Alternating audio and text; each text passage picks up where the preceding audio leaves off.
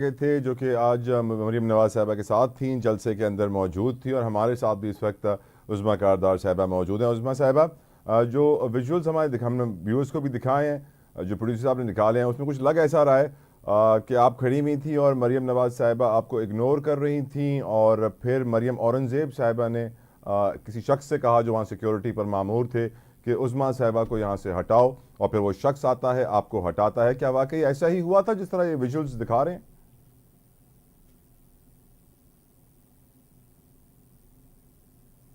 उज़्मा साहिबा, आप मुझे सुन सकती हैं? उज़्मा साहिबा, आप मुझे सुन सकती हैं? उज़्मा जी क्या कारदार कह साहिबा। जी जी, उज़्मा साहिबा, मैं आपसे सवाल पूछ रहा हूँ, लाइव है हम इस वक्त। उज़्मा साहिबा, द क्वेश्चन इज, जो वीडियो हमें इस वक्त प्रोड्यूसर साहब दिखा रहे हैं उसमें लग ऐसा रहा है कि आप जब जलसे पे थी तो आप मरीम नवाज साहिबा के साथ थी और फिर मरीम औरंगज़ेब साहिबा ने सिक्योरिटी गार्ड से कहा जो वहाँ मामूर थे कि आपको स्टेज से हटाया जाए, और फिर वो आपको हाथ से पकड़ के निकालते हैं। क्या वाकई ऐसा हुआ?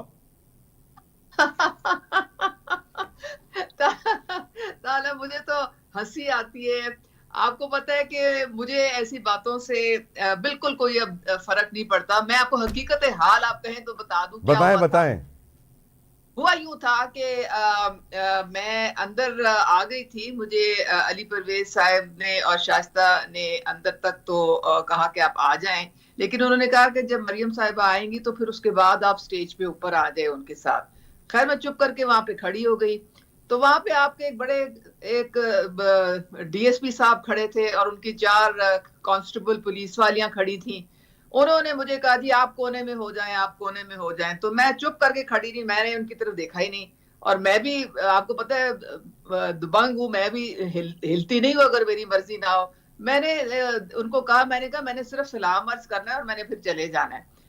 बहरहाल वो जब आई हैं मरियम नवाज साहिबा तो आपको पता है वो तो बहुत इज्जत करती हैं और मैं दिल से उनका एहतराम करती हूँ, क्योंकि उनको पता है कि कौन उनके साथ सिंसियर है और कौन पार्टी के लिए खड़ा होता है। लोगों ने तो उज़्मा साहिबा ये कहना शुरू कर दिया कि उज़्मा साहिबा पीटीआई से आई हैं इसलिए ऐसा हुआ। नहीं नहीं मैं आप मेरी बात तो सुने ना। वो जब आई है मरियम साहिबा तो उन्होंने जो वहां सिक्योरिटी खड़ी थी उन्होंने कहा था कि ये मेरे साथ ऊपर इन्होंने आना है, इनको आप आने दें। वो खुद मुझे अपने साथ ऊपर लेके गई और ऊपर लेके गई तो वहां पे मैं जब खड़ी हुई थी तो मरियम औरंगजेब साहिबा ने पता नहीं कुछ कहा या नहीं कहा। फिर मरियम नवाज साहिबा ने फिर कुछ मरियम औरंगजेब को कहा और मरियम औरंगजेब मेरा हाथ पकड़ के मुझे दोबारा वहां पे लेके आई और मुझे वहां पे खड़ा किया। तो इससे ज्यादा इज्जत आपको मैं कहती हूँ कि मुझे तो नहीं यानी लगता। जो मैं इज्जत तो आपको नून लीग में मिल रही है वो पीटीआई में नहीं मिली।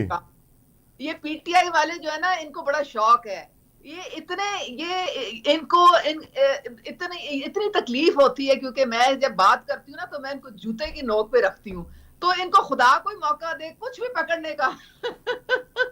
बात सारी ये है कि इनको ये हजम नहीं हो रहा कि मुझे मुस्लिम लीग नून की लीडरशिप इतनी इज्जत क्यों दे रही है। ये इनकी खाम ख्याली थी। ये सोच रहे थे कि वो तो खोटे लाइन लगा देंगे और फिर हम जनाब इनको इनकी ऐसी की तैसी फेरेंगे। वो सारे उनके ख्वाब चिकनाचूर हो गए।